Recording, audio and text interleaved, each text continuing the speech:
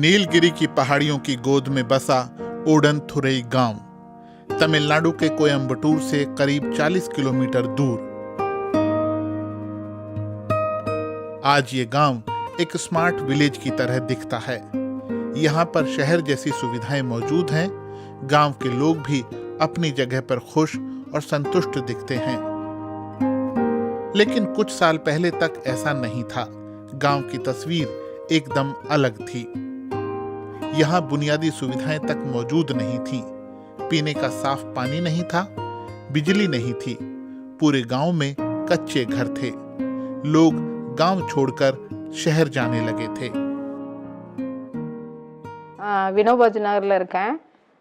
मैं यहाँ 20 साल से रह रही हूँ। 20 साल पहले हमारे पास कोई बुनियादी सुविधा नहीं थी। हम एक झोपड़ी में रहा करते थे। ना बिजली की सुविधा थी और ना ही पानी की। हमें पीने का पानी लेने के लिए 3 किलोमीटर जाना पड़ता था। हमारे बच्चों को ये तक नहीं पता था कि बिजली किसे कहते हैं। अपना राशन लेने के लिए हम 3-4 किलोमीटर दूर जाते थे। इससे हमारा पूरा दिन निकल जाता था। लेकिन अब गांव की स्थिति एकदम बदल गई है। अब यहाँ सबके पास पक्के मकान हैं जिनमें सोलर पैनल लगे हैं। सोलर पैनल घरों को रोशन करने में काम आते हैं। गांव के अधिकतर घर एक जैसे हैं, जिससे गांव और भी आकर्षक लगता है। पानी के लिए अब गांव में बोरवेल लगे हैं। बोरवेल से पानी की एक बड़ी टंकी को भर लिया जाता है, जिससे हर घर तक 24 घंटे पानी पहुंचाया जा सके। लेकिन इतना सब बदलाव कैसे हुआ? इस बदलाव के पीछे हैं गांव के पूर्व सरपंच आर षणमुगम। 1986 से 1991 तक मेरे पिताजी गांव के सरपंच थे। उस समय गांव में एक भी पक्का मकान नहीं था। गांव के जनजाति के लोग हमारे पास आए और पंचायत से पक्के घरों की मांग की। पंचायत ने प्रस्ताव पास कर उनके लिए घर बनाने का निर्णय किया। मैं 1996 में मुखिया चुना गया।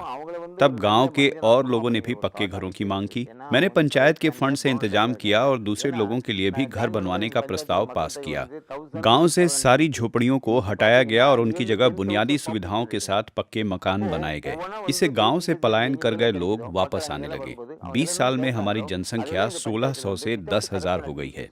ये लक्ष्य हमने भ्रष्टाचार मुक्त काम की नीति से हासिल किया। लोग अपने गांव की देखभाल खुद अच्छे से करते हैं और खुश हैं। कुछ साल पहले तक यह इलाका केले का बाग हुआ करता था, लेकिन अब इस इलाके में सारी सुख सुविधाएं हैं। यहाँ एक स्कूल भी है।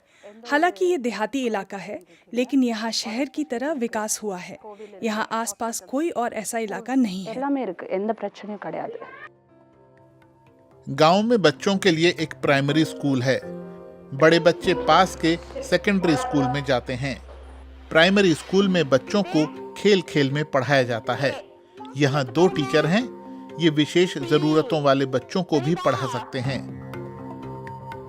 गांव के ज्यादातर लोग खेतों में काम करते हैं। मैं पुलिस में हूँ। हमारे गांव के चारों तरफ प्राकृतिक वातावरण है। इस गांव में हिंदू, मुस्लिम और ईसाई समुदाय के लोग रहते हैं। हम यहाँ शांति और खुशहाली से रहते हैं। हम अपने इलाके की साफ सफाई खुद भी कर लेते हैं। गांव में सफाई कर्मी भी नियमित तौर पर आते हैं, लेकिन गांव वाले खुद भी अपने गांव को साफ रखने की कोशिश करते हैं। 1996 में जब मैं गांव का प्रधान बना तो मैंने केंद्र सरकार की एक योजना से पीने के पानी की व्यवस्था की। इस योजना में पंचायत को योजना का 10% पैसा देना था और बाकी खर्च केंद्र सरकार करने वाली थी। हमने एक मीटिंग बुलाई और 48 लाख रुपए की एक परियोजना बनाई। हमने गांव से 4.8 लाख रुपए इकट्ठा कर केंद्र सरकार को सौंप दिए। हमारे गांव को इस योजना के पायलट प्रोजेक्ट के लिए चुना गया और गांव में पानी की सुविधा हो गई। बिजली के लिए हमने रिन्यूएबल एनर्जी के विकल्पों को तलाशा। हमें पवन चक्की का विकल्प सबसे सही लगा। इसकी कीमत करीब 1.55 करोड़ रुपए थी।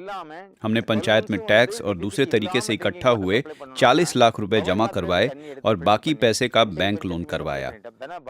2006 में हमने पवन चक्की लगाई, इससे 7 लाख यूनिट बिजली पैदा होती है। अब हम हर साल 20 लाख रुपए की बिजली तमिलनाडु सरकार को बेचते हैं। षणमुगम के प्रयासों से कभी बिजली के बिना चलने वाला गांव अब सरकार को बिजली बेच रहा है। षणमुगम को भारत के तत्कालीन राष्ट्रपति एपीजे अब्दुल कलाम और तमिलनाडु के पूर्व मुख्यमंत्रियों ने पुरस्कार दिए।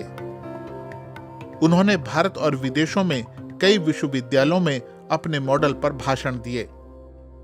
विश्व बैंक के अध्यक्ष समेत 43 देशों के लोग ओडनथुरई आकर यहाँ के विकास को देख चुके हैं।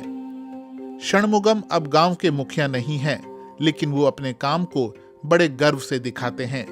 उनकी इच्छा शक्ति की वजह से झोपड़ियों वाला गांव अब विकास की राह पर चल रहा है।